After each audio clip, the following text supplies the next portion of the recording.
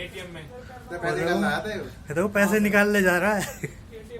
पैसे निकालेगा ये पैसे निकालेगा। ये अंदर बढ़ जाएगा अगर ज्यादा ऊपर चढ़ जाता है। हाँ एसी ऊपर एसी में चढ़ जाएगा। ऊपर एसी डेक में घुस सकता है। भेजो सर कभी नगर के ग्रुप है सर फोटो। एसी में घुस जाएगा ये। नीचे गिरा ऊपर एसी में घुस जाएगा। ऊपर घुस गया तो बड़ी दिक्कत हो जाएगी। अरे रुको और ये तो ये गया एटीएम में घुस गया मशीन में गया। मशीन में घुस जाएगा ये। गया मशीन में। मशीन में घुस गया। हद हो गई। ये क्या काम हो गया भाई। कट आउट जाएगा नहीं निकल आएगा बाहर हट जाओ। अंदर की जगह ना होती। ये बाहर आ जाएगा बाहर। अंदर की जगह ही ना होती। 2 मिनट में पूंछ पकड़ के तो आ जाएगा हाथ में। हाँ तो पूंछ तो और क्या मैं वो कर रहा है कोशिश जाने के अंदर। अरे भैया थोड़ा पीछे रहना भैया। हाँ वही तो जी। ये तो अंदर जा रहा है। जगह मिल रही है जगह मिल रही गया गया गया गया गया। जगह मिल गई इसे निकलने की। गया। एटीएम नहीं है। अब पकड़ा जा सकता है।